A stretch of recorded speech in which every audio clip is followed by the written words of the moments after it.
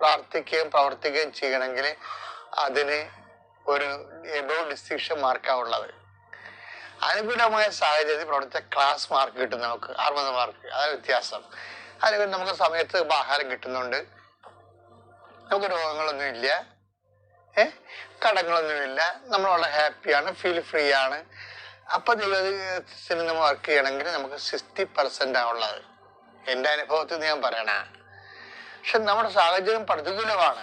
എന്താണ്, നമുക്ക് രോഗമുണ്ട്, ശരീരം മേലനങ്ങണില്ല, അതുപോലെ തന്നെ നമുക്ക് ചിലപ്പോൾ വിശപ്പുണ്ട്, അതിന് തൽക്കാലത്തേക്ക് മാർഗം കാണുന്നില്ല.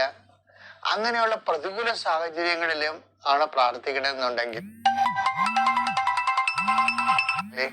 അതിന് ഈ 80% എബോവ് മാർക്കിങ്സ് വരും. പക്ഷെ ബുദ്ധിയുള്ളവര്, കാര്യം ഞാൻ എപ്പോഴും നിങ്ങൾ പറയുന്നു, ഈ ഉടമ്പടി ജീവിതം ബുദ്ധിയുള്ളവരുടെ ജീവിതമാണെന്ന് പറയും. As A life for intellect. എന്താ കാര്യം, ആ ഷെയറിന് അടുത്ത ഏത് ഷെയറാണ് അടുത്ത മാർക്കറ്റിലെ വില കൂടാൻ കഴിവുള്ളതെന്ന് ചിലർക്ക് അറിയാൻ പറ്റും. അപ്പൊ അവരത് വില കുറച്ചപ്പോ വാങ്ങിച്ചു വെക്കും.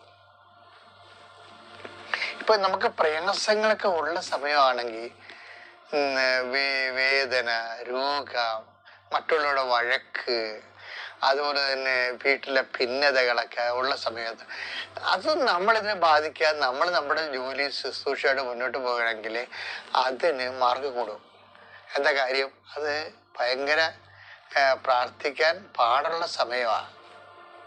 അപ്പം എന്നിട്ട് നമ്മൾ പ്രാർത്ഥിക്കുമ്പോൾ ഉള്ളതിന് നല്ല ദൈവസന്നിധിയിൽ മഹത്വം വർദ്ധിക്കും. അങ്ങനെയാണ് എൻ്റെ റേറ്റിംഗ് വർദ്ധിക്കുന്നത്. അപ്പം അതുകൊണ്ട് നീ ഒരു വളരെ മോശം കാലാവസ്ഥയിൽ നല്ലവണ്ണം വർക്ക് ചെയ്യണതാണ് ഈ ആധ്യാത്മികം എന്ന് പറയുന്നത്. പറഞ്ഞു മനസ്സിലായില്ലേ? മോശം കാലാവസ്ഥയിൽ ഇപ്പൊ വളരെ മത്സ്യത്തൊഴിലാളി സഹോദരങ്ങൾക്ക് ഇപ്പൊ മോശം കാലാവസ്ഥയാണ്. എന്താ കാര്യം, രാവിലെ എഴുന്നേൽക്കുമ്പോൾ തന്നെ കാറ്റും മഴയുമാണ്. അപ്പൊ ഒഴുക്കും ഉണ്ടാകും ശക്തമായിട്ട്. അപ്പൊ വള്ളം എത്ര തുഴഞ്ഞാലും 7 കടലൊക്കെ ഒടിഞ്ഞു വീണ കാണാം. എന്നിട്ടാണ് പിന്നെ കടല് താറയിട്ട് നിരപ്പ് കിട്ടുന്നത്. ചിലപ്പോൾ കമന്നും പോകും. ആ സമയത്ത് നമുക്ക് അത് 1 by 1 ആയിട്ട് ഒരു കണക്ക് തെറ്റിപ്പോയി കഴിഞ്ഞാൽ നമുക്ക് തിരയുന്ന വള്ളം കവലണത് ഞാൻ കണ്ടിട്ടുണ്ട്, നേരിട്ട് കണ്ടിട്ടുണ്ട്. അപ്പൊ എന്ത് സംഭവം എന്ന് വെച്ച് കഴിഞ്ഞാല് ആ സമയത്ത് നമ്മുടെ ആധ്യാത്മിക ജീവിതത്തിലും ഇതുപോലുള്ള ഒരു സമയമാണ് നിനക്കെന്ന് വിചാരിച്ചോ. വഴക്കുണ്ട്, കേസുണ്ട്, പോലീസ് സ്റ്റേഷനിൽ ചെല്ലാൻ പറഞ്ഞിരിക്കുന്നു, കുടുംബത്തില് വീട്ടില് സാമ്പത്തിക ബാധ്യത കാര്യങ്ങളുണ്ട്, കുഞ്ഞുങ്ങളുടെ പഠനമുണ്ട്, അവരുടെ പരീക്ഷ, അവരുടെ ഉപരി വിദ്യാഭ്യാസത്തിന് വേണ്ടിയുള്ള ചെലവുണ്ട്. അപ്പൊ നീ ഇങ്ങനെ എവിടെ പായി വന്നറിയാൻ പറ്റാൻ നിൽക്കുന്ന സമയമാണെങ്കിലും ഈ സമയത്ത് നിനക്ക് നല്ല, നമ്മൾ ഒരു സ്വർഗസ്ഥനായ പിതാവിന് 1 കോടി രൂപയുടെ അത്രയും വിലയുള്ള സമയമാണിത്. മനസ്സിലായില്ലേ?